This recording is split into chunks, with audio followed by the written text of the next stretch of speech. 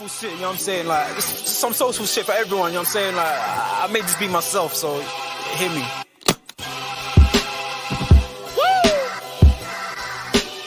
I mean, like, we can pull that clown shit away. This some real shit for you. I'm spazzing right now, so listen, let's go. Yeah. It's in their bones, the thoughts and harmony for the love of the money. Then fall victim for the cookie, then turn pussy, it's lonely. You said you hold it down when life get rough, we're here now, so show me. We move them losses to them wins. Heavy pounds, we make it ends meet. Converse with only a few who make me feel like I be 10 feet. What's happening, people, man? What's going on, man? We are back in the building. You guys already know the ties, man. You know the vibes. I know some of you are obviously watching this probably have just finished watching the Manchester City game, where they've obviously defeated West Ham 3-1. Or should I say Haaland defeated West Ham 3-1. Got himself another hat-trick. That's 7 goals in 3 games for this absolute animal. Ridiculous. What's that? 70 goals in 69 Premier League matches.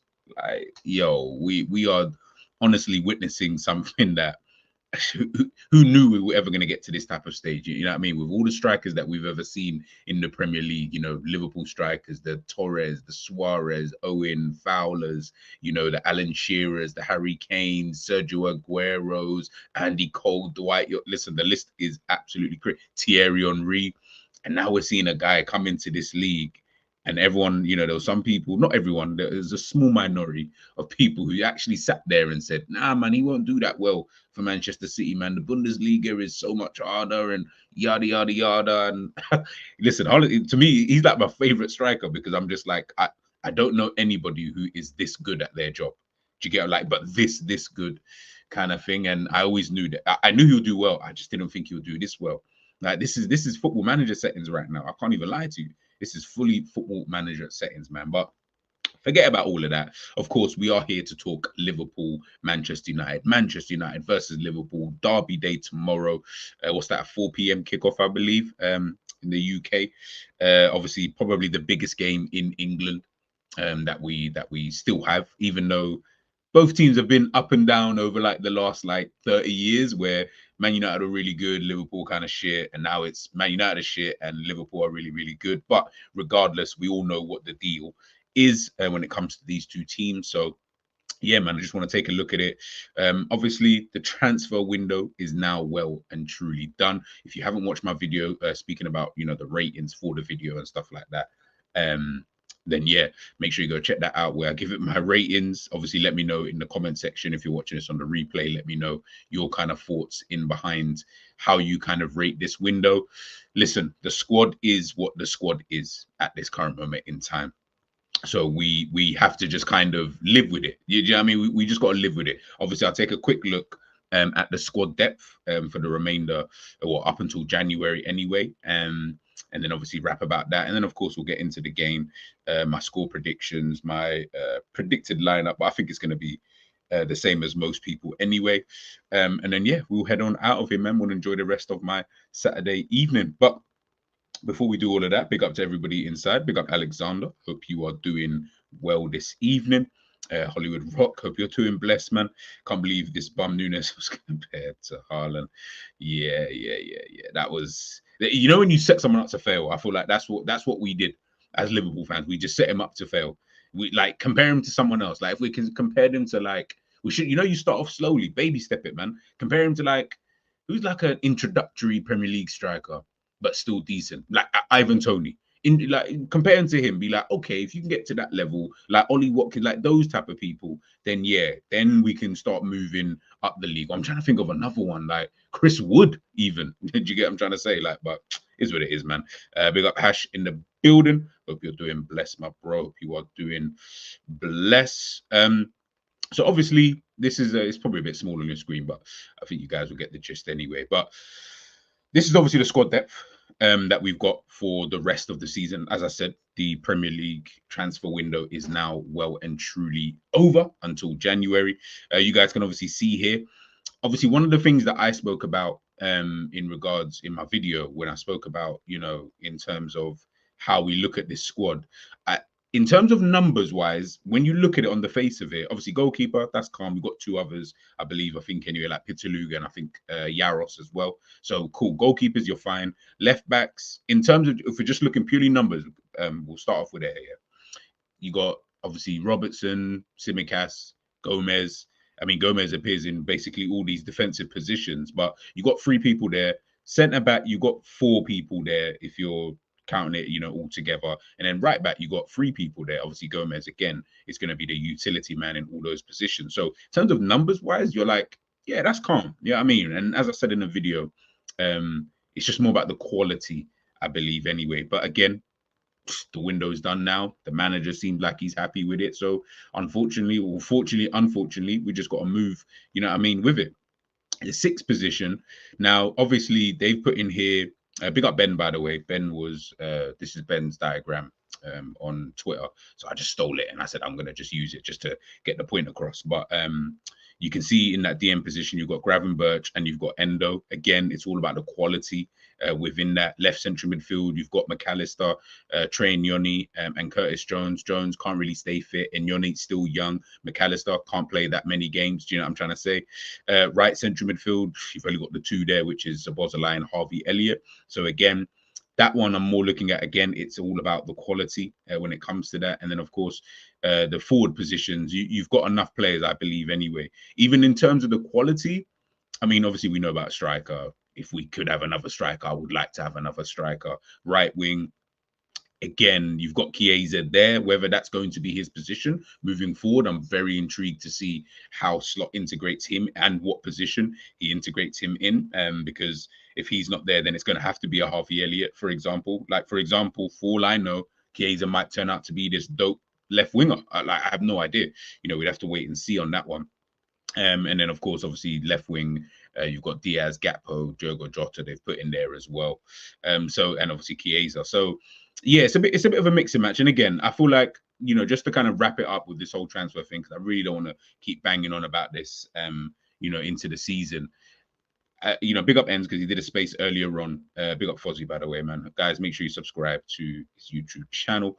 I think because now it's done, we just move on. But I also just look at it and think, listen, man, it's on the manager or it's on whoever it is. Whether you want to blame, I guess that's up to you, really, truly. But for me, it's on the manager and Richard Hughes, because now this is, you made the bed, now you got to lay in it. Now you've got to, live with the decisions that you guys have made, ultimately. So we've got to just kind of move on with it. And then, you just kind of take it from there, to be honest with you, man. But it is what it is when it comes to that. Now, obviously, onto the game in itself. Now, you guys can obviously see here, of course, we signed Federico Chiesa. From what Slot said in his interview in his press conference, and obviously this is Liverpool's official Twitter account, they've even posted it. He's saying, Chiesa is unlikely to make his Liverpool debut against Manchester United, which kind of makes sense. I think he did train. I think he's trained like yesterday, today, or whenever he signed, but he's trained. But obviously, I don't think that's going to be enough, especially because he hasn't played in any of the games, with Juventus. Don't know how much of a preseason he even had with Juventus. I mean, outside of him training, I watched some of their games. I didn't see his name on the bench once. I even forgot about him actually for Juventus, because I was a little bit confused. Maybe I should have known that he might have been on the move or that he was out of the manager's plans, because he wasn't really featuring. So clearly the manager thought, hey, listen, man, they can do without him. But hey, we kind of pick him up and then, we can kind of move with that. I've got no problems, if I'm being totally honest with you, in regards to him not necessarily being available for this game. I think this game is going to be more, in my opinion, about the way that, Arne Slot kind of handles this type of match. How does he take to a game like this? Because listen, coming up at, Old Trafford, especially last season anyway, wasn't a great place for Liverpool in terms of the results. It's been a good place usually. Mohamed Salah especially, usually does well there, and we do well as a team.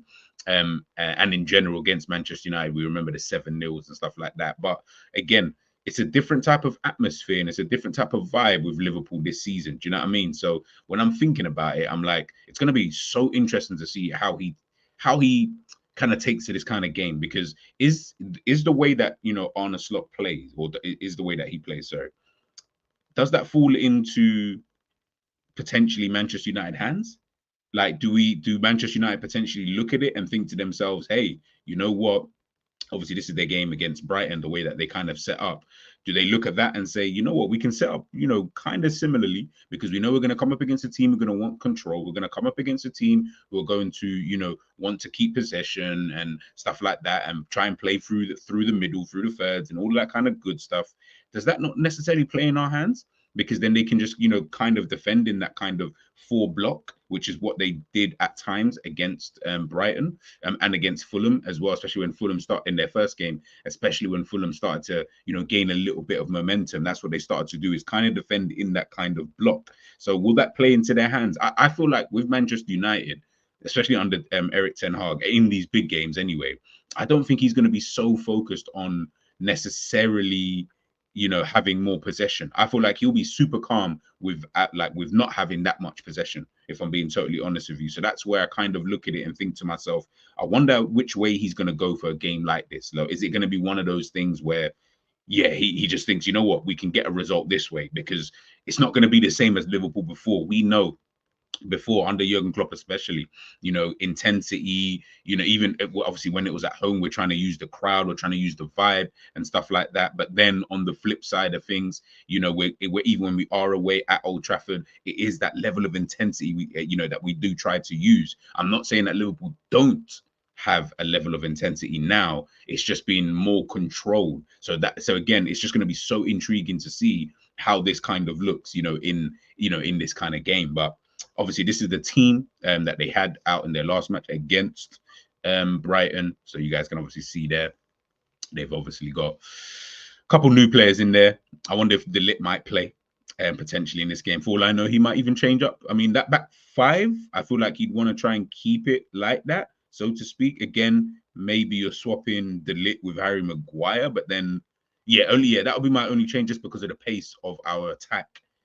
You'd rather, I would assume you'd rather have someone like De Ligt playing in that position as opposed to having someone like Harry Maguire. But the dual side of things, and in terms of playing out from the back, the passes upfield, Harry Maguire is really good at that. So who knows? Again, it's going to be so intriguing.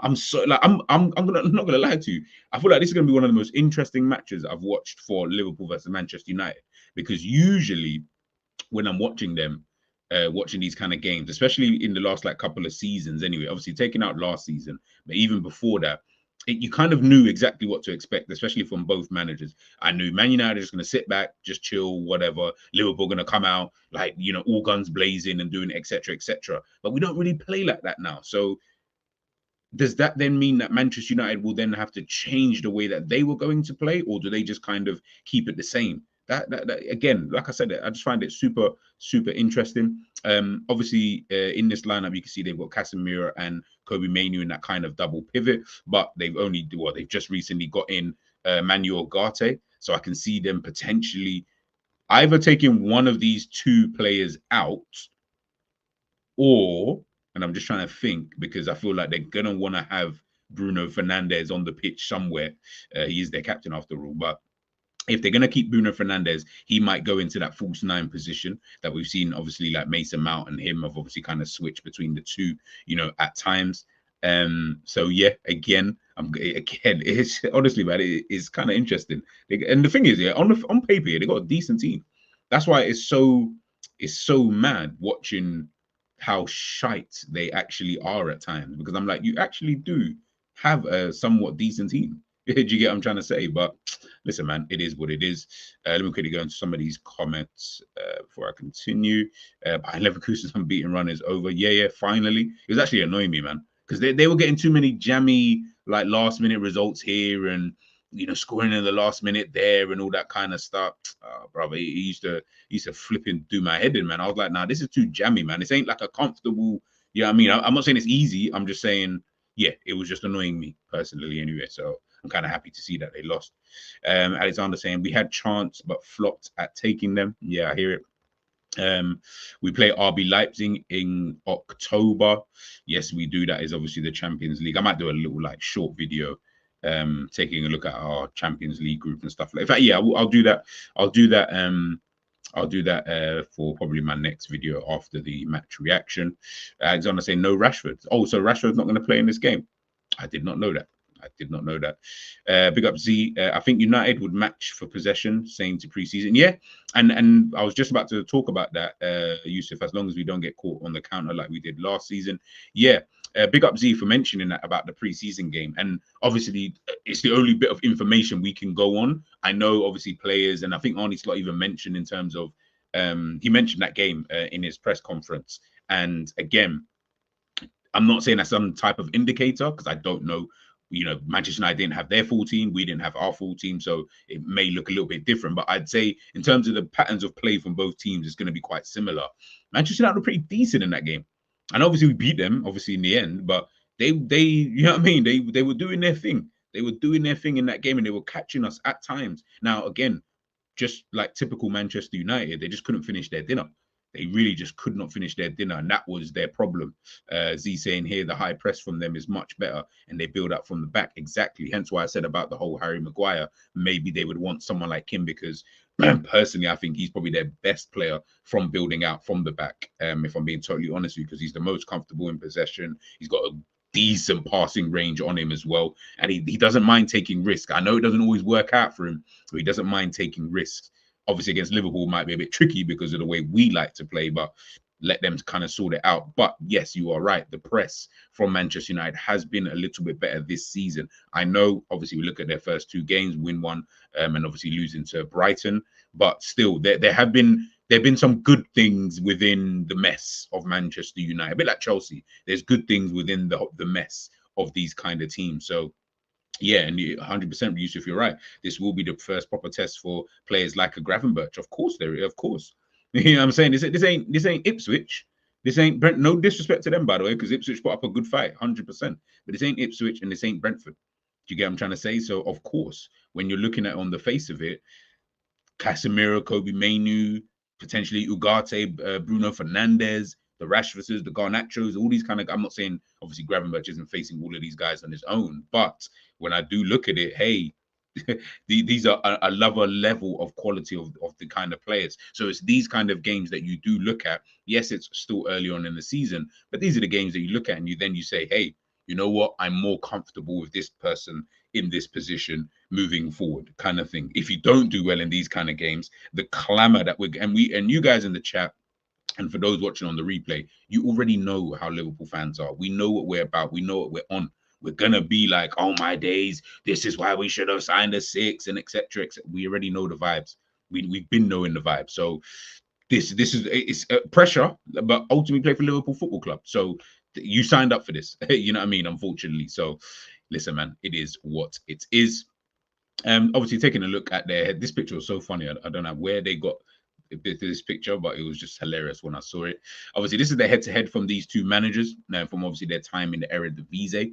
You can see obviously 2 wins for both of them, each in 4 games. AZ Alkmaar beating Ajax 1-0 and 2-0, and obviously Feyenoord losing to Ajax 2-0 and 3-2. So they've beaten each other. They've beat pause, but they have defeated each other in football.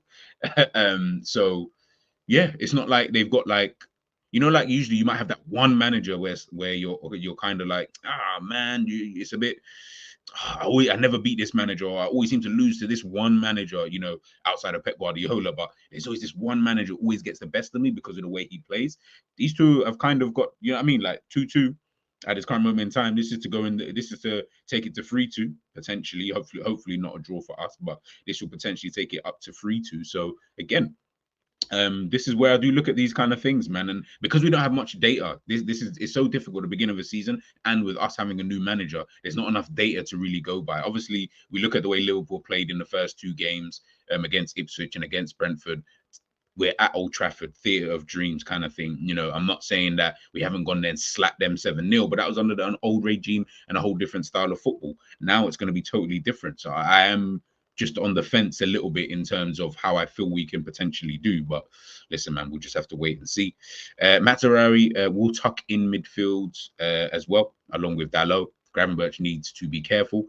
He does need to be careful, but this is where I do then look at, Liverpool. And I do say, obviously, you're right, but I do then look at Liverpool in terms of the way that we then try and defend. So, of course, when we go through our or my predicted lineup for the game, looking at the other players in the team, this is where I am looking at you to obviously, of course, help. You're gonna need to help. You know what I mean? You can't don't try to leave Gravenberch on his own, because that's when it then becomes a bit unfair. Because then how can I judge him on certain other things when he's been left by himself in an island? I don't feel that that's happened thus far when it does come to Ryan Gravenberch, but you don't want it to be a situation like how it's been with what's his name, Casemiro, a bit last season. Some of the stuff I was seeing with him was kind of like, right, bro, you're just leaving him literally by himself. If I'm being totally honest with you, and it's not really cool, man. Big up, Quasi, man. Love for joining this. Big up, Brendan. How you doing? I'm good, man. I'm blessed, man. I'm blessed. Just Good. yeah, we're just diving through, man. Just diving through. How's your day been? Was it starting? Or was so what's that? No, I said, is your day starting or ending? Oh, mine is we are in the midday. Yeah, midday. Okay. Yeah, so it's still in the early process. So other than that, I hope everybody is having a great day, a great weekend. Of course, man. Of course, guys. I'm gonna put Quasi's link in the chat in a moment. Make sure you do subscribe to Quasi Bold TV. Thank you. But yeah, man, Quasi, man. Obviously, we've just been rapping a little bit in regards to just in regards to obviously the game and stuff like that.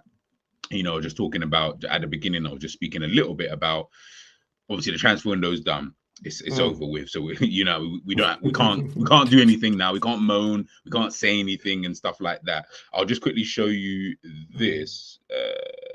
There we go. So obviously this was the squad depth that obviously we've got now for the remainder of the season. Now, obviously I haven't seen your kind of thoughts and stuff like that, and obviously we haven't spoken since your trial. So I would love to hear. Guys, make sure you check that out. The attempted kidnapping. You got to say it right. The attempted kidnapping. Big up to Alex. Good to see you. Well, that's that's funny. Yeah, let me know just in terms of like how you look at the squad, obviously for the rest of the, let's say till January, because I'll give them the benefit of the doubt.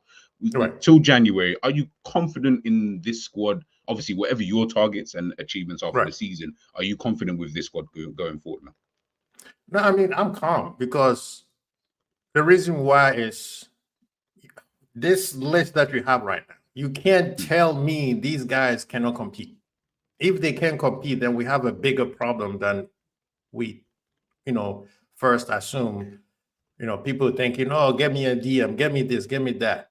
That does not make sense. If the list that you have right now does not compete in the top 2, top 3, then we have a bigger problem. Because like you have already said so many times, we are not the Liverpool that when Klopp first came in.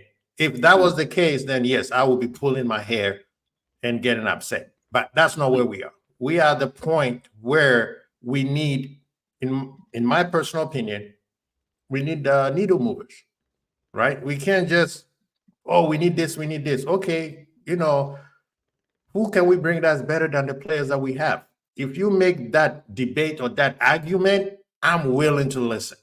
But if you just want people to buy so you could banter your rival fans or just to win the transfer window, then I'm sorry, you lost me.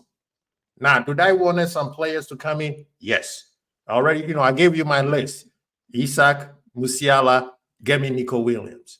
All 3 of them are needle movers. You get those 3 and you don't win anything, then your coach or your manager is not that good.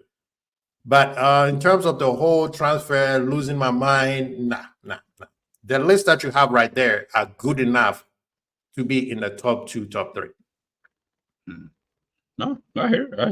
Listen, like I said, man, I think it all comes down to, it's like I was saying before, it's depending on what your own expectations are, in regards to the league and stuff like that. So, or not even the league, just in general, in terms of how you feel that, the squad can do. So, yeah, man, 100%. Red Armchair Supporter, big up yourself. United fullbacks were very poor for the Brighton goals, 100%. Yeah. Yes, and obviously, they were poor. within that. Obviously, I was Mhm. just I was just taking a look at this was their lineup for the game that they had obviously against Brighton. Right. When you look at this, and obviously now you're Mhm. here, I guess I can ask you this. When you look at this, obviously, let's say add in Ugarte because obviously they got him in Mhm. as well. Someone did say in the chat Rashford might not be playing, but I don't know how true or false that is. I But I'll don't think include Rashford, or even is he not playing? Ugarte, I believe Ugarte was not registered on time. Oh, okay, fair. Okay, so we'll So take he's also Ugarte out. somebody. Yeah. So Ugarte Cool. might not feature. Yeah. Okay, cool. Yeah. So then we'll just we'll take out Ugarte, take out Rashford just from this Mhm. team here. I Yeah. would assume that this is more or less the kind of lineup they would kind of go for, right? Mhm. Who from there is the ones that give you the most stress heading into a game like this? Um, I would say the new guy, Zersky, because he's one of those guys who you can't put a position around him. He's running all the time, and I like those type of people. They always hustle. People who hard work is essential for them, and you can see 2 games, 2 goals. Well, one of them was offside, but the man will put himself in a position uh, to cause problems and to score goals. So with them, he is the one. Now, to take him away, you can't. He's not a target striker like Holland. So then I would say get Bruno out of the game, and then Zersky will be completely out. You can't say that because Zersky is not a traditional number 9. He is one of those so-called false 9, just to make it simple, right? So he will be a problem. He is somebody who could cause problem for Liverpool because he will be running in between the channels, trying to overload certain positions, right? And my main reason why I'm saying that is because when we watch in the preseason, that's what they were doing. Now, of course, they've lost one of the players who was also causing those problems, and that was Sancho. So what they did was they were overloading the left side, which is Rashford, Sancho, and I believe it was I forgot the other striker, and they kept overloading Bradley side. And if you remember, Hoyland? I think it was No. Woodland, yeah. Okay. And if you remember, they did create a few chances, a few shots on goal. Of course, they had 1 or 2 shots on goal the whole game, but that was the case because they were overloading positions. And I'm pretty sure, knowing that Trent is going to be playing, they will assume Trent is the weakest link on our right side. So that side will be overloaded so that Trent also cannot bump forward, right? So that will be the problem. And also, of course, you have to give respect to Bruno. As much as he's not my favorite player, he is still a threat. So them 2 guys will be my worry.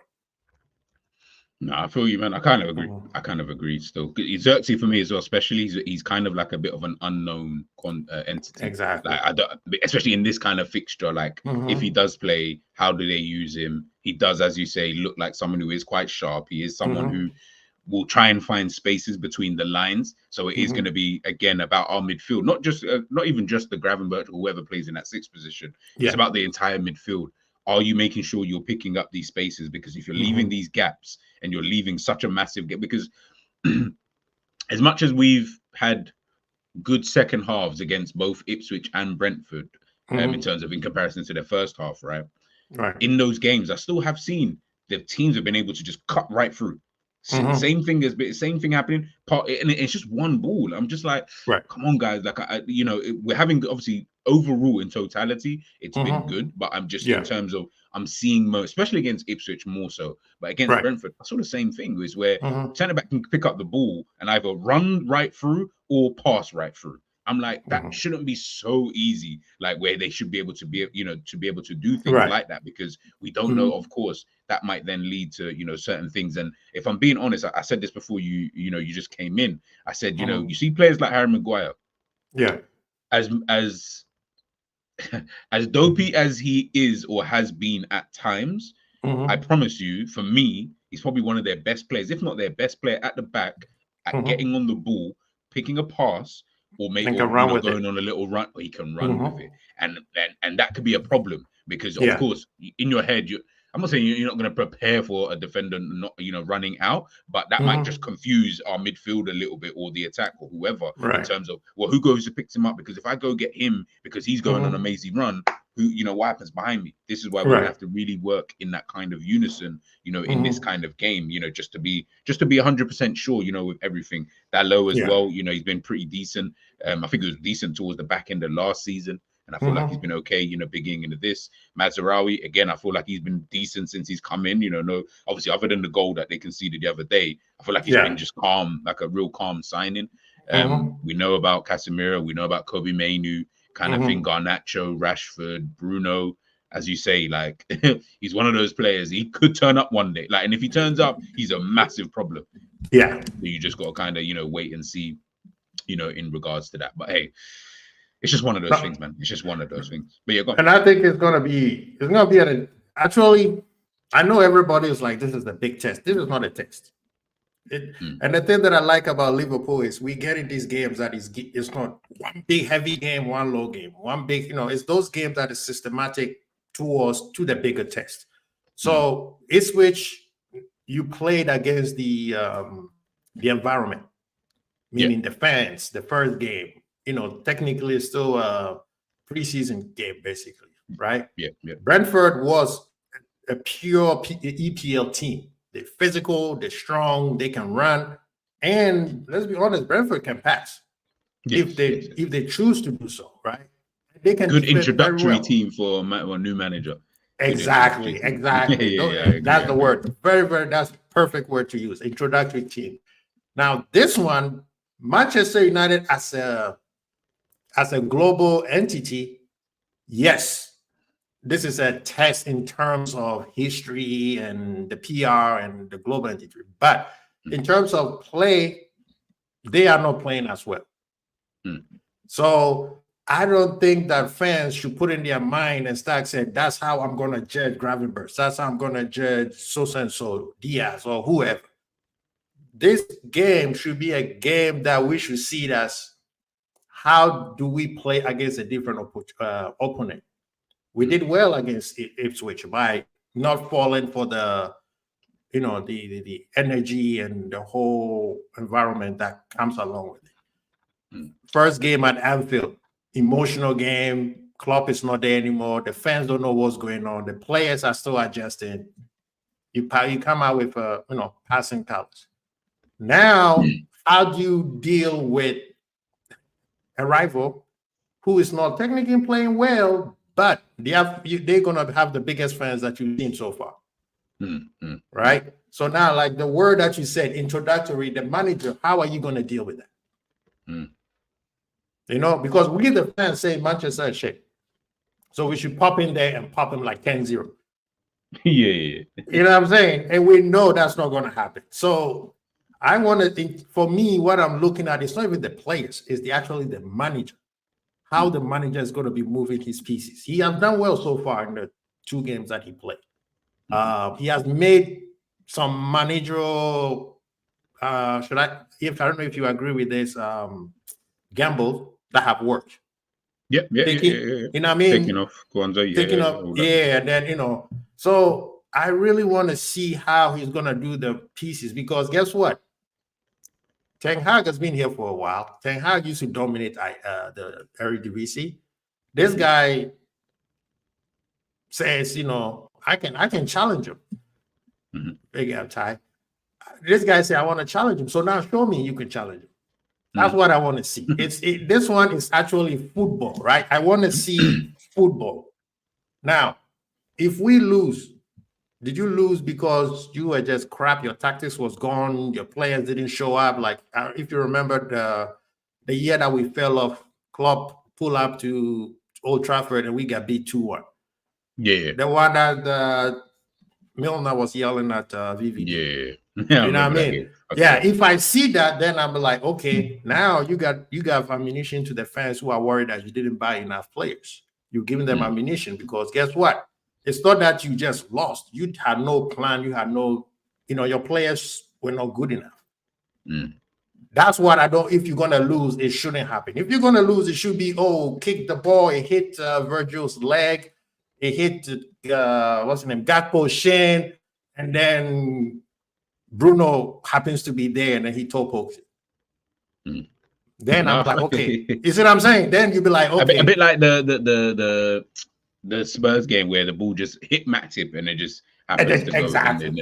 Exactly. You know what I'm saying? Because then I'm like, okay, we need to work hard. We need to work hard. It seems like we didn't have enough preseason, training ground workout hasn't been good because now the environment got to you plus certain positions, and now you could get away with it till January. Then figure out like, okay, maybe we made a mistake. We need 1 or 2 people. But whatever is going to happen, this match has to do with the manager, how he's going to, he's going to operate. Because I think the players are good enough to be able to have different style of play, not just gung-ho. Because we know the gung-ho are our best. We still couldn't beat Manchester United. We beat them twice once with Klopp. No, twice. At Old Trafford. At Old Trafford. We beat them once. 5-0. It was the I'll double check. I think the one that we beat them twice. Sorry. The COVID season. The COVID season and the 4-0 or the 5-0. So at Old Trafford, we've beaten them 5-0, 4-2.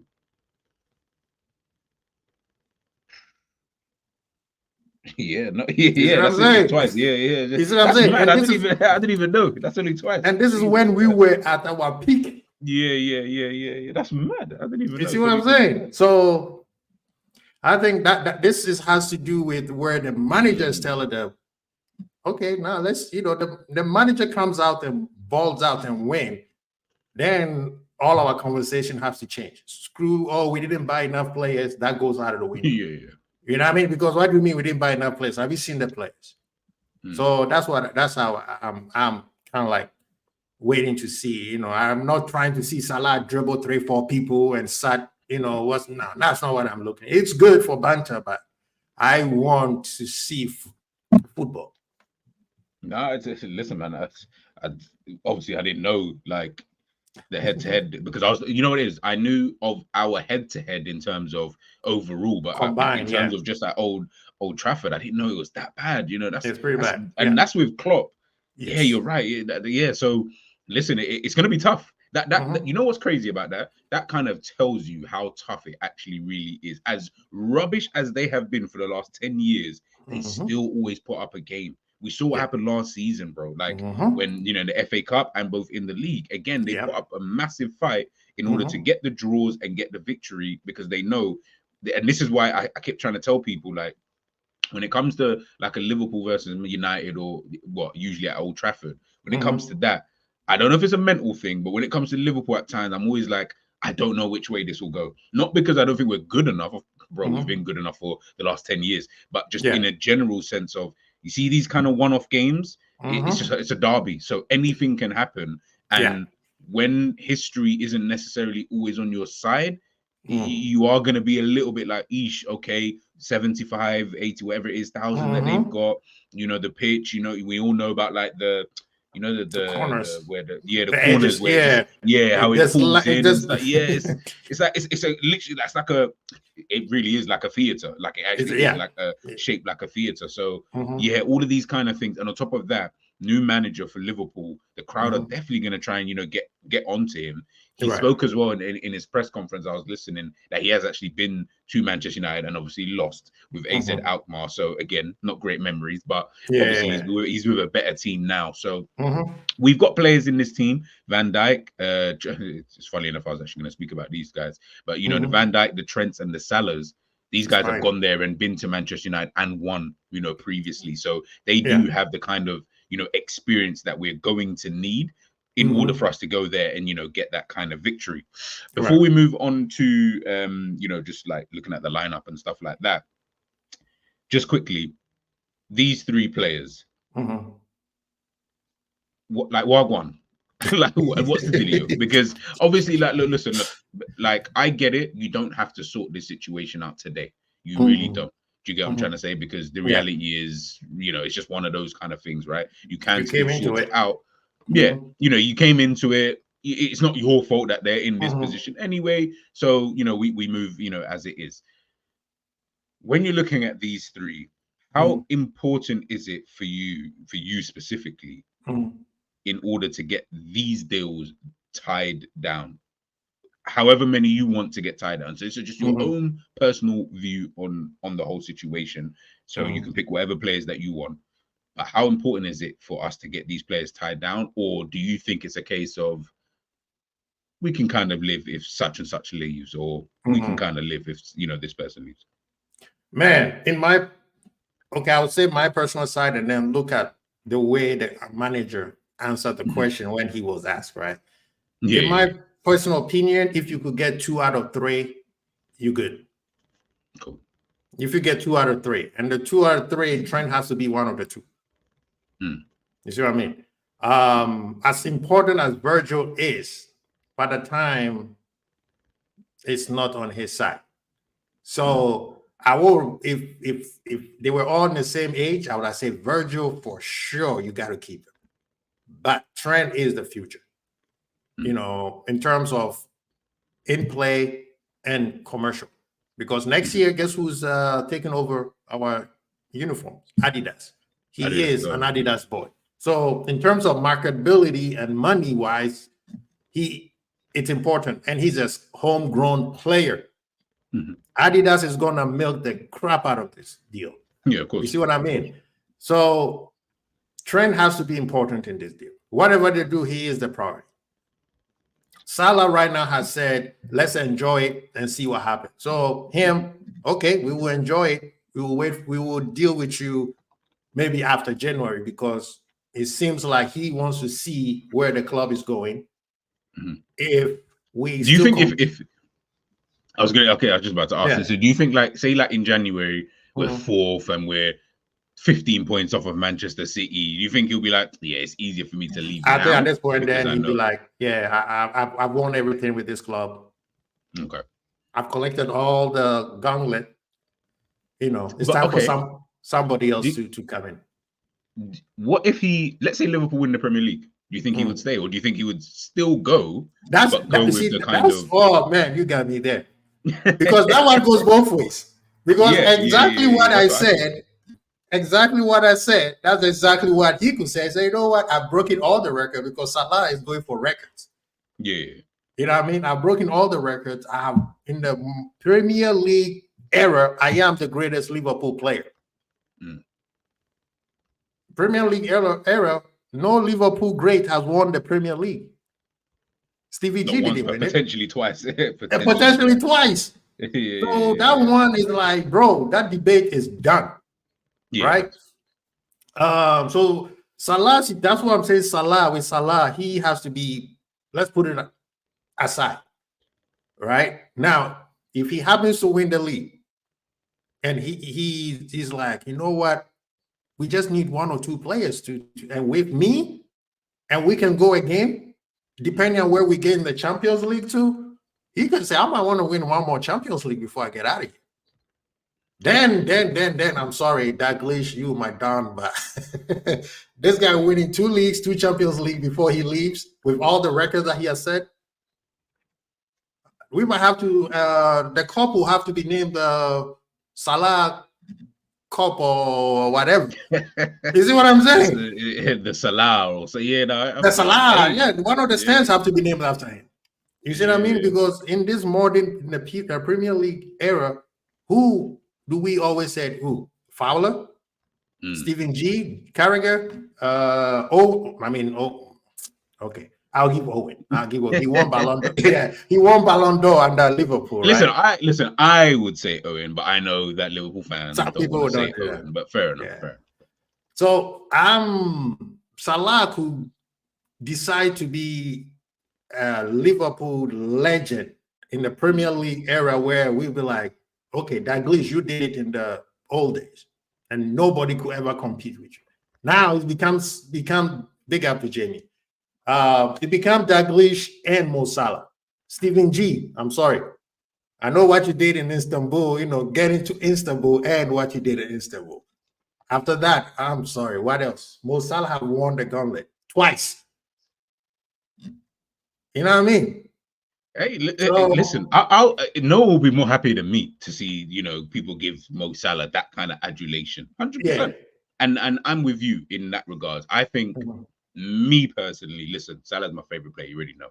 I Mhm. think he leaves regardless. I don't think it Yeah. matters what Liverpool do this season. I think win the Mhm. league, it just looks better because then he's like, okay, I Mhm. won the league twice and I can just bounce. Not Right. win the league, you can say, listen, the team ain't that good anymore. I kind of want to stay, or Mhm. either I want to stay at a certain level, which will obviously Mhm. be determined by the team that he goes to, or I just want to go Saudi and get the money, man. And if I Mhm. go Saudi to get the money, then I know I'm going to be on whatever stupid. I mean, Oh man, if they're paying Ivan Tony bro, whatever they're paying him, oh come on, bro. you think Salah will have to LeBron do that. James? You think LeBron James is going to be the richest athlete if Mo Salah ends up in Oh Saudi? no. Come on, bro. Like Yeah, it's yeah. stupidly ridiculous. Ronaldo and Messi can't even compete. That's the part where Yeah, people don't understand. Mo Salah is an economy by himself, yeah, especially in that easily. that region of the world. Now, the only player on the list who can challenge Mo Salah, I don't care how much record he breaks, is Trent. Because Mm, Trent is the captain. He's a scouser. And he right. also wins the same amount of trophies that Mo Salah is Yeah. winning. I'm sorry. Everybody will be like, yeah, usually we give it to people who look like this. I know you see the color that I yeah, showed you. And it's yeah. gonna be between Mo Salah and Trent. Yeah. You know what I mean? I'll leave it at especially that. especially the fact that he's a scouser. Like that Oh. is going to play like that will be above everything anyway. You get what I'm trying to Mhm. say? Like in terms of just the way that people will kind of Just look in. But because. yeah. Just because. You know what I mean? So Do, he do you become think Mr. then? Liverpool. So do you think then? Obviously, looking at it, do you then think that Virgil's probably the most confusing one that you don't really know? That's the thing, because Virgil is the one that it's how should I say this? He's in the middle. We have to eventually move on from Virgil, but this Yeah, guy is still great. 33 years of age. Yeah, yeah, yeah, 33 years of age. The problem is he's still good, right? yeah, yeah. He's still good. So you're looking at it like to I would look. I mean, if I'm Liverpool, I would do it exactly how the Morgs, the guys who used to own Liverpool before, the family who used to own Liverpool before the Glazers came in. The family used to own. Ain't it Richard? Yeah, I want to say more. Yeah, Want to say well, more. Yeah. I would do exactly what they did with Stephen G and what's the big defender that we used to have? What's his name? My Sammy brain. Appiah, Jamie Carragher, Hipia. Appiah. Hipia. You see how when Stevie G came in, and then he was the youngin, and eventually he became the captain. Yeah, Hipia was the captain at the time. yeah, yeah. You see what I mean? At that time, when you give him the contract and say, bro, we need you to start mentoring this kid to be the next one because he is gonna be taking over. We'll give you your 3 years, but this guy got 5 to 6. You see what I mean? He is Mr. Liverpool, right? You are the best player on the team, but he is Mr. Liverpool, and we need that transition to him because eventually you're gonna move on. That's what I think the Edwards should be planning the succession plan, where he said, "Okay, I got Trent to sign it. When Trent signs, I believe one of them will sign." That's my delusional ideas No, right no, now. that doesn't. I'll be honest, that doesn't sound delusional to me anyway. I feel You like know what I mean? because we know it's like me, you, and Savage, who like we talk to each other outside of Right. you know what I mean, Yeah. outside of here. So these guys train with each other every single day. They see each other every single day Mhm. of their lives. They spend more time Yeah. with them than they do their own family. So they're always talking to each other. So they, of course, these guys are in that kind of. They're going to be chatting to each other all the Brotherhood. time. Yeah, Yeah. brotherhood. And they've been through so much together. As you said, they've all won the exact same things at the Same football thing. club. Yep. So where you've had that kind of level of camaraderie, with each Mhm. other, I do look Mhm. at it and think to myself like, you guys, like, you'll go to training, let's say Trent might have had a conversation, or his agent, should I say, might have had a Mhm. conversation about, you know, the contract, blah, blah, blah. Of course, listen, Virgil's the captain of the club, so he's going to probably speak to him and be like, listen, look, they've offered me X, Y, and Z. I'm either thinking about it or I'm not looking to take it. And then those guys will then feed off of them. They're all grown men, so they can think for themselves, but they'll then be like, okay, fair. If he's not looking to sign a new deal, let me see what they're offering me first, and then we'll take it from And there. then we all go talk. And then That's how they and then always we can, do. Yeah, we can all discuss. Yeah. Because I know Mo Salah already probably told them, like we said, this is the last dance. Yeah, right? I can imagine. I can Salah, fully see it happening. Yeah, I can Mo Salah have told them this is the last dance. The fact that he came in and say, I love this place, but let's enjoy it, tells me this is the last dance. Yeah. Virgil says, I want to stay. Yeah. You know, I want to stay, and you know, they haven't offered me. They haven't offered me. He never said they haven't talked to him about it. Yeah. That's the part where fans are getting too ecstatic about, oh my God, why they haven't done? They're acting like the contract.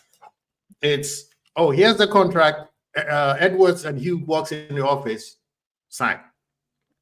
No, it doesn't work like that. There's nuance. There's image rights. There's so many legal things that has to come together before these guys sign. It's not just the money. If it's just the money, they'll be like, give me 500,000 a week, and then we Gucci. But these guys don't make money just off wages. They make money off appearance because they represent Liverpool, and they're making money off that. So that alone, that alone is it's how do we agree? Okay, from now on, we can only pay you 40% of your image rights. And that's a lot of money because they are on TV every single day. You know what I mean? So, but in terms of football, I think Virgil, it's more about, let me see where this train is going. Because if he sees that, okay, if I go to Madrid, am I going to be the starter? I'm, this age. Madrid is not coming after me unless there's a big injury over there, and then they'll be like, "Hey, can you come in there?" Right? Like Virgil, the only place he can go is PSG and make the most money, unless he decides to go to Saudi. But this guy is so fit. Yeah, go ahead. No, I was gonna ask you if, and this is just hypothetical, people. So please don't shoot me down in the face. If you had to pick a perfect club for all three players. So forget fees or all that, just a club that you think this person would fit well with that kind of club. So we'll start off with Trent. What's the club that you think would be perfect for him? The perfect club for Trent right now, Real Madrid, man. Okay, fair. Because the way they play, he can slot in and adjust pretty quickly. No, I hear it. I would have said, you know what, a team that would have been good for him actually, I actually think would be Manchester City. Bro, I think that watching the game today, good player there. Yeah. Watching the game today, but the problem is if he goes there, he knows he's going to be the next Sterling. Oh no, Sterling! No, he'll be worse than that. He'd be what how people look at Michael Owen. And it'd be worse for him because you are directly going. Whereas Owen went around the world and came back again, and then went to Manchester United and played for another team before that. But this guy going from boom straight over, that would be a bit of a mess. That would be. That's why I didn't make. But today I was watching the game. I was like, if because he would just do what Rico Lewis is doing. I feel like he just enter into that role, bro, and he would do better than Rico Lewis. And he have a range, of course, his passes that everybody used as a point to make him a midfield. Yeah, that's actually City, but I'm looking outside England because I don't think he wants to be in England. He will probably say, no. Let me go to my best friend is in Madrid. Let me go there. Virgil is everywhere, man. It's like Barcelona, I think, would be the perfect for him. That's right. Because they got so much youth. They got so much youth. He goes in, he has that aura to be able to tell people what to do, and they will listen. You see what I mean? He shows up to any club in the world. they will listen. The Oh, thing with yeah. Madrid, the thing with Madrid is they are in this age group that unless there's a big injury, then he goes there. But right now, Virgil, I think Barcelona, Mo will be PSG. You think Mo is the toughest one? I couldn't think of a team. I know Mo is I the was like, toughest one. I just where? made it to make it easy for myself. I say PSG because that's where his best friend is the But owner. I mean, in charge of. yeah, but So you see with the PSG one, the only reason why I don't think he could go there is because I feel like the ethos of what they're trying to build with like signing more young French players, obviously for that team and stuff like that. I mean, unless you looked at it and just said, okay, he'd be an outlier in terms of because it's Mo Salah, we'll just we'll bring him in and then he can help potentially nurture some of the young players. But he was the toughest one. I couldn't think of a club that I was like, I mean, yeah, I was thinking Bayern, but I'm like, nah, Bayern need the way they attack, they need youth on the perimeters. yeah, potentially. Italy, I don't think I'll be real. The only other club that I looked at, but they already have someone in that position, so they have to move him, was Chelsea. But again, I don't think he moves back No, to he's not Chelsea, going and I back to don't think Chelsea. he'll move to another Premier League club. No, So no. I said, yeah. I mean, Bayern, yeah, that's a good shout. Maybe PSG. Honestly, I think it's only really Saudi after this. I really can't think of another club like that, unless he just goes on a one of those. Like sometimes like an older player, like someone of his age, right, who's done everything they've done in the game. Now he just wants to kick ball, like he just wants to play football. No real pressure like that. So he'll go to a lesser club, for example, like Roma, kind of thing. I mean, maybe even Inter Milan. Actually, maybe you could go somewhere like or there. even Atletico Madrid. Atletico Madrid, yes, that's another good shout. He could definitely he would need to be running back and forth. They're already pragmatic. Just stand there, we kick the ball to you. You'll be our outlet. That's it. Yeah, no. Listen, man, there's good shots. There's good shots. Big up Red Goals. Yes, I know. Obviously, perfect club is Liverpool. But Liverpool, I was just trying to think hypothetical because let's put it this way. Obviously, they know as players, they know exactly where if they were to leave, where they would want to go, right? But it's interesting trying to hear what people like. How do we see them? Because the reality is, obviously, we won't know, and I know it's just a guessing game and it's just a bit of fun. But it's just interesting how we kind of view these kind of players, in retrospect, because sometimes they're not viewed the same way that we view our players. Like we've seen it already, with certain players that we have in the team, in terms of certain youngsters and stuff like that. We call them, oh, this guy's amazing and blah, blah, blah. When the reality is other clubs don't think that they're as good as that. So will they get the move that we think? It's a lot. It's a lot. No, but before we get to this one, I have a question for you. Yeah, go on, of course. In the last our peak or even our decline a little bit, aren't you surprised that no top? Well, Barcelona is broke, so maybe that was one of the reasons. Real Madrid never made a play for Alisson, Virgil, especially those two guys. Mo Salah, they got players for them. I think it's funny. Yeah, I have noticed that. Because back in the day, we would get a good player, and all of a sudden the Hawks to be surfing. But I think the difference is that where we've been a lot better than what we've been previously, I'm not saying that those clubs wouldn't have potentially. Listen, I don't know what goes on behind closed doors. So for all I know, they probably have spoken to them at some point in time during this period, and we just never knew about it. Like it just went as far as that conversation, right? But I think when I look at it on the face of it, with what Liverpool had with Jurgen Klopp at the time, obviously that he was here, I think it would have been real difficult to get those kind of players out of the club. And they also know how difficult it is trying to negotiate with a team like Liverpool, who reality is they're gonna have to pay up the wazoo for these kind of players. And Madrid, let's be real, Madrid don't really want to do that right now. They don't really want to be paying. They've not been doing it. They're not really been doing it. Like when I was going back through, like I was looking at Real Madrid's like transfers, like let's say the last 5-6 years, like, and I was looking at Camavinga was not expensive. Valverde, not expensive. Vinicius, not expensive.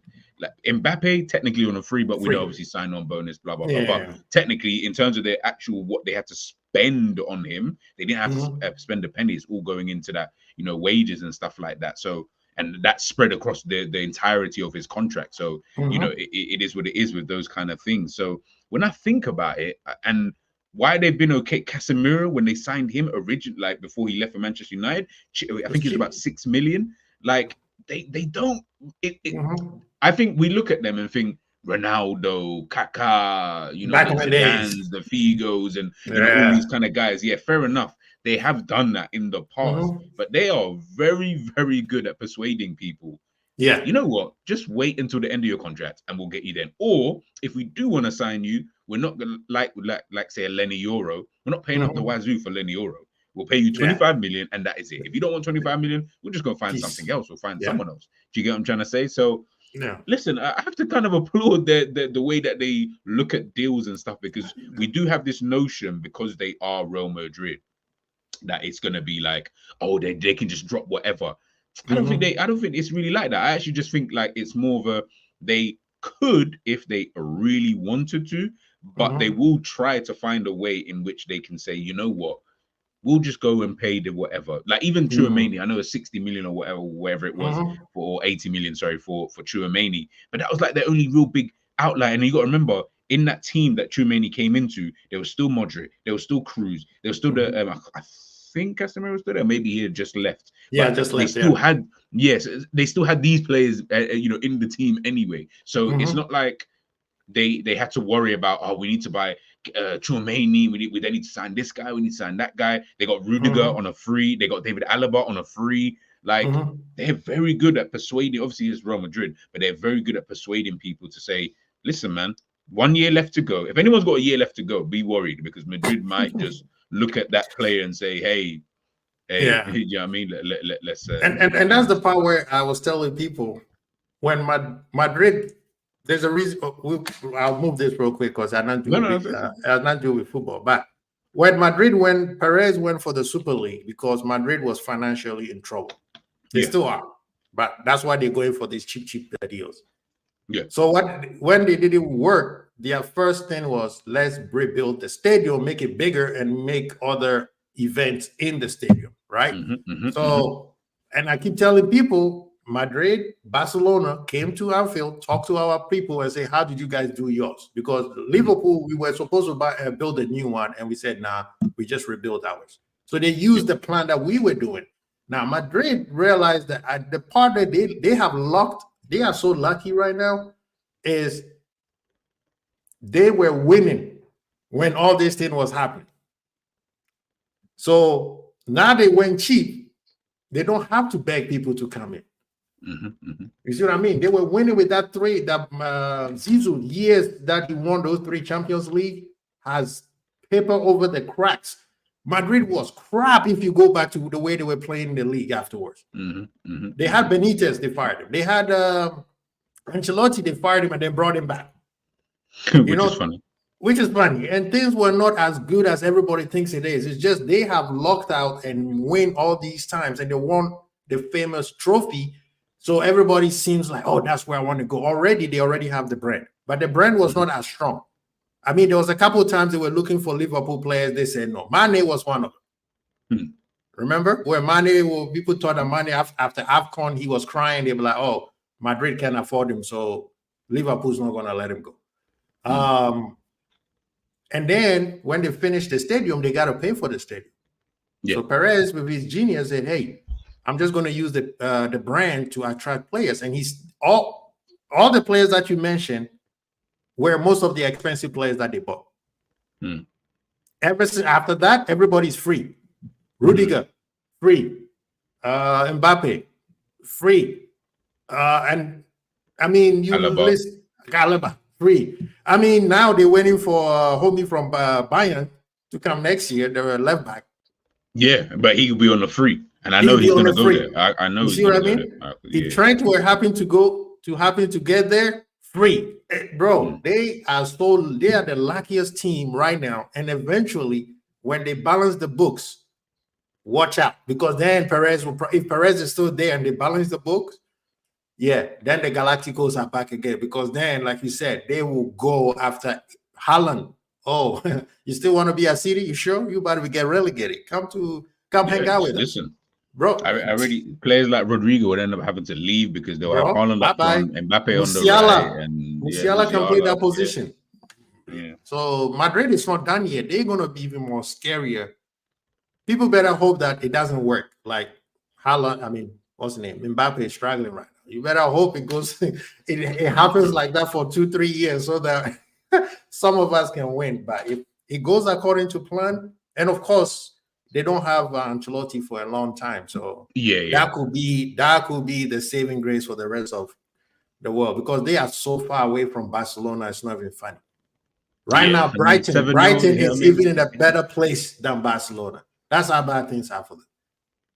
This is the problem with these Spanish clubs. It's like they got too many massive highs and like crazy lows for their kind of clubs with everything that they've kind of been through, that we almost forget like they're just another football club at the end of the day. But because we speak about these clubs like the Real Madrid, the Barcelonas, like these are Manchester Uniteds, like these are in the last 30 years anyway, these have been the three biggest clubs that we've known, you know, throughout our footballing lives kind of thing. So to see how some of them have just been like this, you know, over the past, like, you know, 10 years, probably, should I say? It's crazy to see, man. It's crazy to see, man. But we'll get into lineup in a sec. Big up Honesty, big up Mandem. Arsenal drop points, and Rice will not play versus Spurs. If they drop points again and we do what we need to do, we can create a gap already with Arsenal.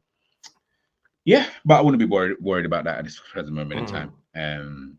I'm not worried about any gaps until I said this before when I did my like expectations for Liverpool, that I look at the league like how I play Football Manager. So I break it up into 10 blocks. So first 10, second 10, and then so the first 10, then the next 10 will take to 20, next 10 to 30, and then to 8.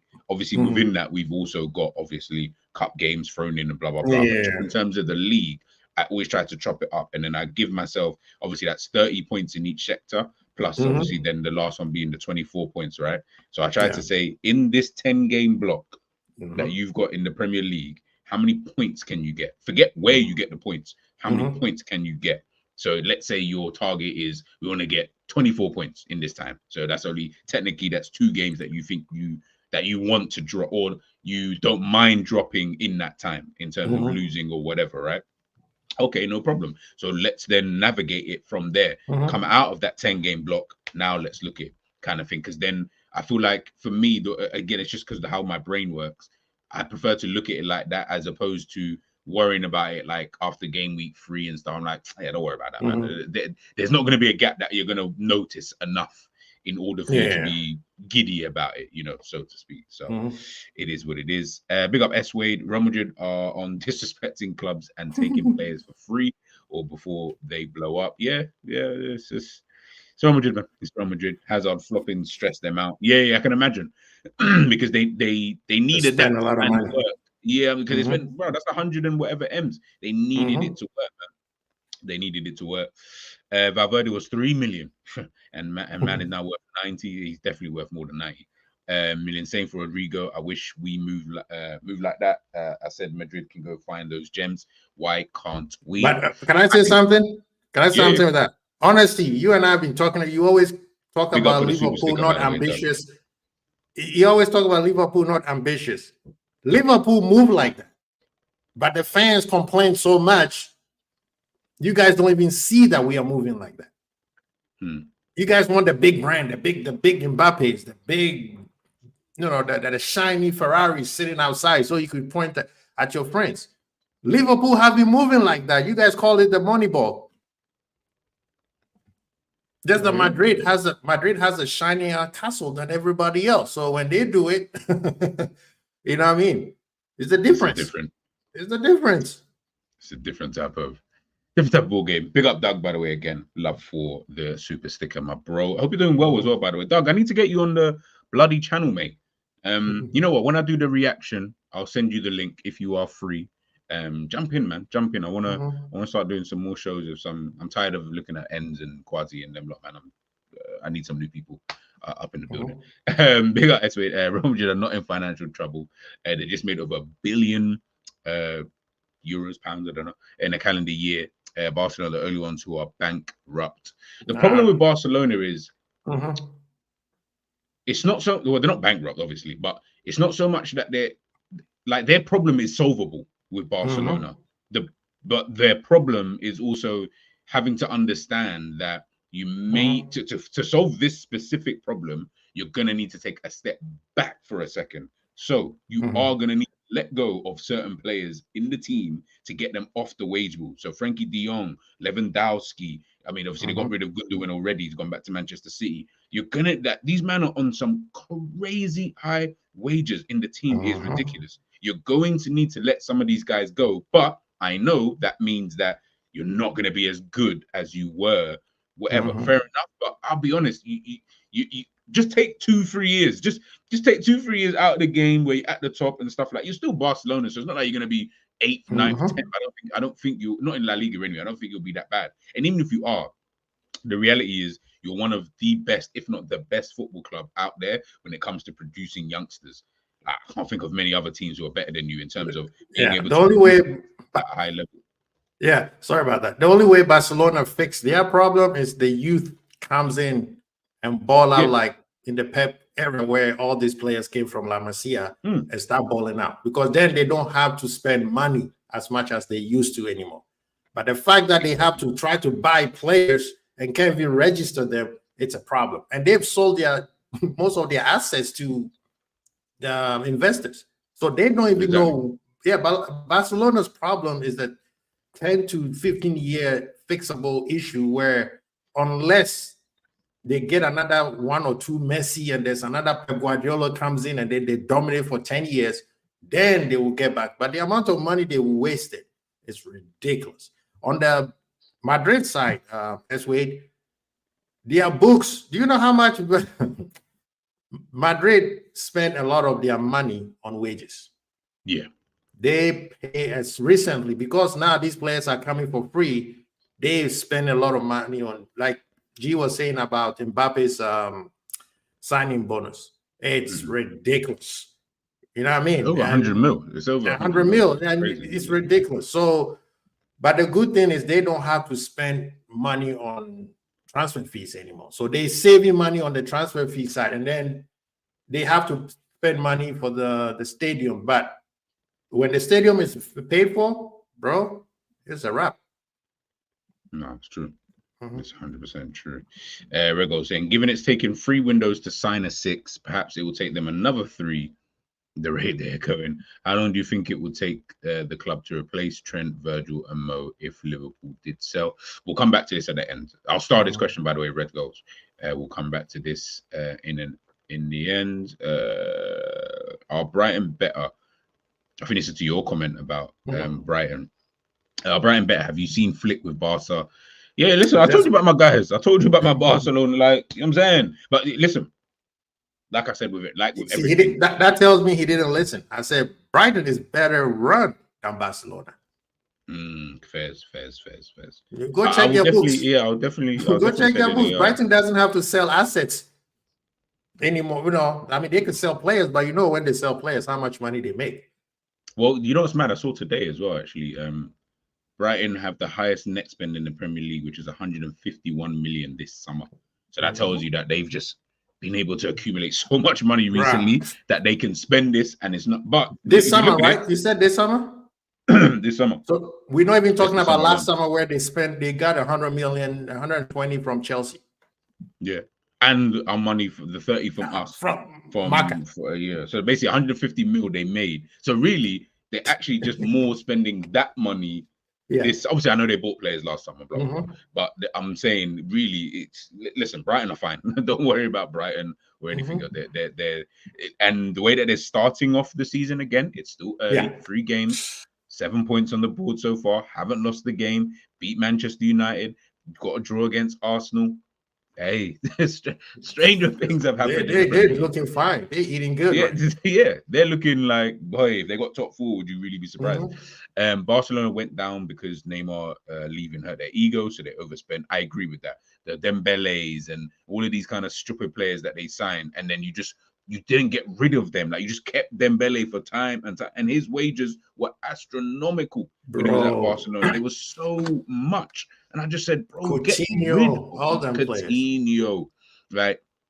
Messi and Neymar both leaving. For me, this is how I knew that you were being dictated by players because Mhm. it's almost like you didn't know what to do outside of these guys, which is silly Mhm. for me because I'm like, I mean, you've had the Ronaldinhos, the Mhm. Stojkovic's, the Romarios, and Rivaldos, and all these kind of players. And you mean I'm not saying obviously Messi is a different animal, but I am saying that you should still be able to function where you can say, you know what, this player's gone. Okay, massive hole in our team. We get it. But like when Ronaldo left Manchester United, they still kept winning Premier Leagues. Mhm. That didn't stop all of a That sudden didn't because Ronaldo stop. left. They continued. If anything, they're winning more. You know what I mean? Mhm. When he's leaving. So, and they've done it in the past with, David Beckham leaving and all these kind of things. So, it's about how how you kind of look at things from a club kind of aspect. That's Right. where I felt like Barcelona just went from being one of the top clubs, Bro, and they really had no not because of plan. behind the scenes. Yeah, They no had no plan, bro. plan. They had no plan. And that's the part where sometimes people think that I support FSG. No, Barcelona is exactly what LFC fans wanted Liverpool to be. Spend, spend, spend, spend, spend. The president at the time, he wanted to impress the fans so much. Oh, we got 200 million. Let's go get the Coutinho. Let's Mm. go get the Dembele. Let's go get this person. And then guess what? We're going to put them in such high wages. There was Okay. no development. There was nothing for the future. They thought Messi was going to be there forever. Yeah, that was their problem. They thought Messi was just going to stay. And Messi But being there was also causing them, was bankrupted them, Messi being there. Because guess what? I am Messi. You better pay me what I'm worth. it's so mad because Messi couldn't even drop his like Messi He dropped his couldn't. wages. He He did it, dropped it. but That's the matter. Yeah, yeah, he dropped them, but he dropped them to a level where they were still like, can't really pay it. we Like still can pay you. even if we drop it, and obviously Messi's thinking, bro, listen, I could drop my wages, but I'm not dropping it to some like stupid amount You where it's know what I like mean? easy, like 50 grand a week or 100 Guess what? grand a They week. still owe 100 him grand a money. week for Messi. Yeah, they do. They still owe him money. He's just being kind about it for now. But I'm Mhm. no, but to be fair, I think I'm even sure that his pops was looking to take them to court about it. Yeah, they're If he going to hasn't pursue done him. so already. Yeah. Why do you think what's the name don't want to leave? Dijon. Oh yeah. Because De Jong is saying, listen, I'm not leaving until you guys give me I'm my not money. leaving until you give me my money. That's actually funny. Let's get into the what do you call it? Can you film the Port Haaland? I'm here. I know. Yeah, we spoke about it. He's mad. So obviously this is the lineup I've just gone with, just in a general sense. I don't know if there's any players in there that you think, hey, play him or he's gonna change it up or whatever. I just felt like this is the same lineup. I think it's the same We'll go lineup. with. There's no debate. Unless there's an injury. Hope not. Knocking on wood. I don't think there's I mean this at this point right now, this is your best 11 right now. The good thing is this is probably one of the few times that we are going there with everybody fit. Yeah. With the exception of Curtis. Yeah. So I'm that's what I'm saying. I'm calm and I'm excited. This is the part where I say I want to see football. Yeah. You got my hopes up. You show me that okay, slow ball could be sexy. And why are you talking about this? Have you realized that a lot of the league right now are slowing down? What do you mean? Like today, watching Arsenal versus Brighton. Brighton had a lot of the ball for a team like us. Yeah. You see what I mean? So I'm looking at it, I'm like, certain managers, it seems like already thinking about the new modern style of football, which is slow it down, take your time. Why are you rushing, man? We got 90 plus extra time to play compared to the high press. I mean, look how West Ham started today. They were on their neck. They were on for they were. And then City like, oh, slow down, youngster. grasshopper. City would, yeah. City would just, Hey, slow your roll, yeah. grasshopper. It literally Why was we just like, yo, rushing? relax. We're Yeah, gonna be here for a while. It's a 2-hour game, man. yeah. That's that's exactly how City You see played. what They I'm were like, guys, saying? it's a 2-hour game. Like, just It's a relax, 2-hour man. We're game. ready Where are to. you going, man? Yeah, that's true. That's hilarious. It's so true. Like watching that game, I just sat there thinking. But the Brighton one, though, the Brighton Arsenal one, I watched that game early on, obviously in the day, and I felt like, oof, yo, like Brighton. The thing is, Arsenal should have won the game. Yeah. If I'm basing it on their kind of first half dominance, because they were a bit dominant in that first half. But once they didn't score, I started to think, I don't know, man. Brighton are not a shit team. They're not like they're nowhere near being a shit team. So you need to be careful. Yeah. And if they had, do you think Brighton has a problem with final third because they could not score? I think because they had a shot on goal and the guy shoots at the goalie. No, I know. I wouldn't say because the thing is, I like João Pedro. You know, I think João Pedro is a really good player, but I like Minty. I don't know too much about, so I'll wait for him. But Mitoma, obviously, we know all about him. It's a weird one with them. It's just a weird one because I do think they've got good players in that attack. Maybe it's just I don't know. I wouldn't say it's a problem though. I feel like if they need to score and bag 6 goals in a game, I reckon they could do that. But they're just some games that it's against Arsenal at the end of the day, so I can give them the blight. But obviously, there's that Ferguson guy as well that they have, but he's been injured, or I ain't seen him. He's been injured for a long time. Yeah. I wonder. I kind of wonder. Big up Ty. Yeah, I saw your message. Yeah. No worries, man. No worries. Next time I do, when I do, maybe not a match reaction, but either way, I've got like a lot of streams lined up. So you can just jump on. I'll send you the link. Send me a message on Twitter so I can find you if you can. By the way, but yeah, no, it's in regards to like the lineup anyway. Just before we kind of get our predictions and get out of here. I think it's gonna be that. I can't really see any difference in terms of, unless there's an injury that we don't know about that pops up, then I think that will be kind of it. In regards to that, man, score prediction, man. Man, I just know that Liverpool will win. That's what I always say. I can't come up with a score. Whatever the score, it has to be a Liverpool win. I just need 3 points. It helps because you would say that you do it in increment of 10 games. I like to do mine in 5. Okay. So before the season started, I said minimum we should have, out of 15, we should be at 13. You know what I mean? And with what we discussed, knowing that Liverpool do not do quite well at Old Trafford, even when Old Trafford is crap, we can rule on a possibility of a draw, but I don't think we will lose. I think it's a dub or it's a draw. But I'm going to say Liverpool's going to win. Cool. I'll go with draw. Your draw. Because I don't know how Snot is going to take this kind of game. So I need to see how he is in this type of game. With Klopp, I kind of always knew, so it'll be easier for me to think of whether it's a win, draw, or loss.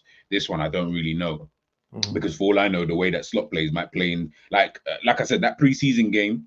All right, no worries, Ty. That preseason game, Man United were good in that game. I can't say that they weren't good in that game. Obviously, we didn't have our players; they didn't have players, fair enough.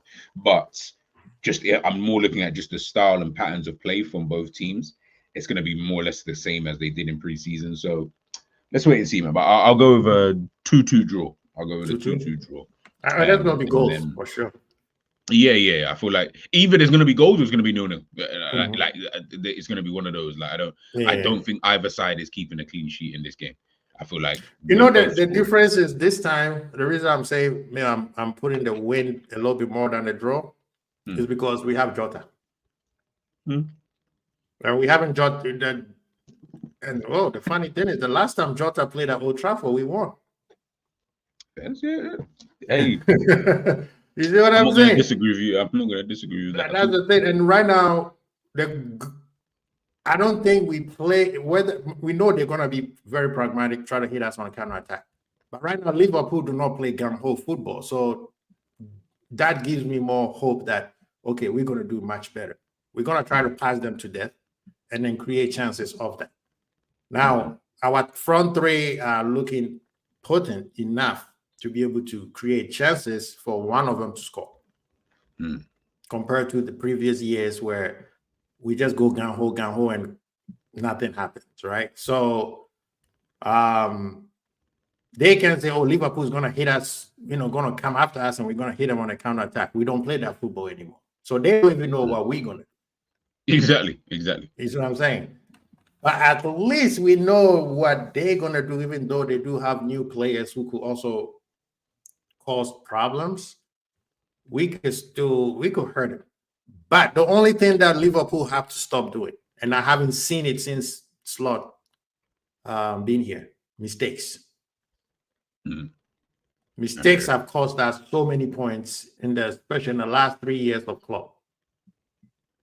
That's unnecessary, stupid mistakes. Like even the last time we were there when we were winning the game, and then young Kwanzaa decides to pass the ball without looking.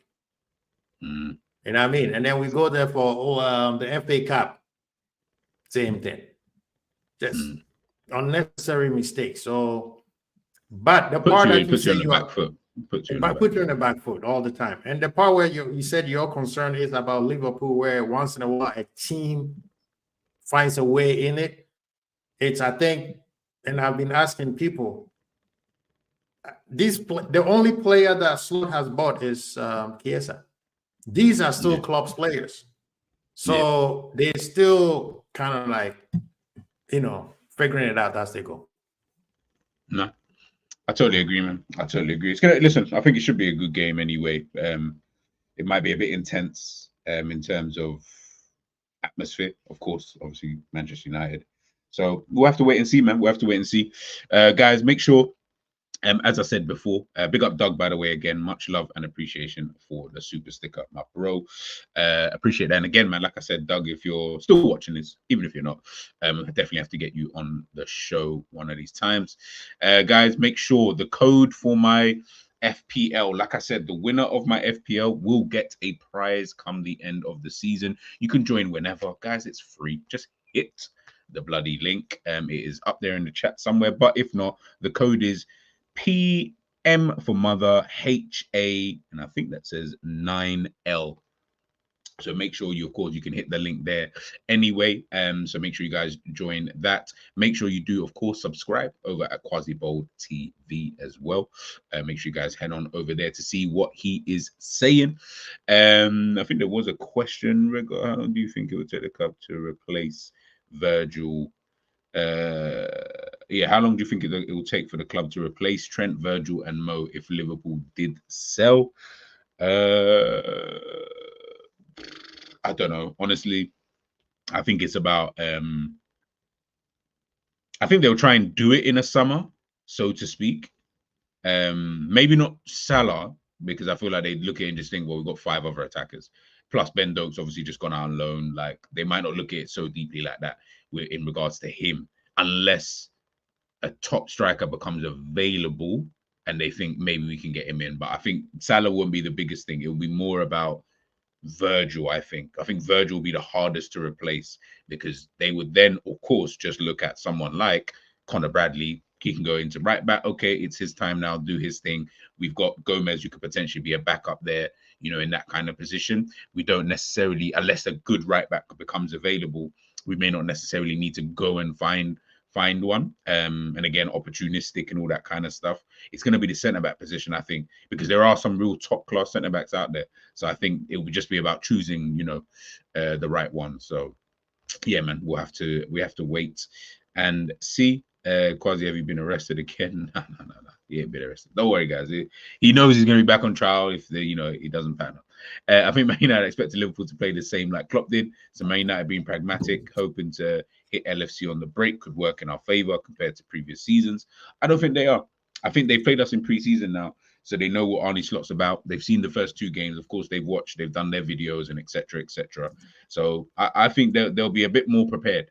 I think they'll be a tad bit more prepared for this kind of game. So yeah, we'll just have to wait and see. Quasi, obviously, Yes, link is sir. there, guys. Make sure you subscribe to him. What have you got coming up? People. If you got anything, what have you got? Oh yeah, tomorrow we'll just do a quick review after the match, reaction or something like that. Hopefully, it'll be a dub for everybody to go into the international break happy. Because if it's a loss, man, it's gonna be a long 2 weeks. Oh yeah. I already know. I know what the conversations are going to be if we lose the game. I've already written some of them down just to see if they come true. I'm even gonna send it to myself so that you guys just to be sure. Yeah. Just so you guys can see it. But yeah, guys. Sorry, throat was dry. I will. I don't know if I'll be back straight after the game. Depends. I'll see. Maybe not. If someone else is streaming, maybe I'll just leave it until. But I would definitely be back on the Monday anyway if I don't stream straight after. I like to give it a bit of time, just to marinate. We can take a look at tactics and stuff like that. And then we'll go from there. But guys, we're gonna have to cut it there. I will catch you guys soon. Make sure you do smash that like on the way out. Make sure you subscribe to Quasi Bowl TV. Catch you guys in the next 24. Peace.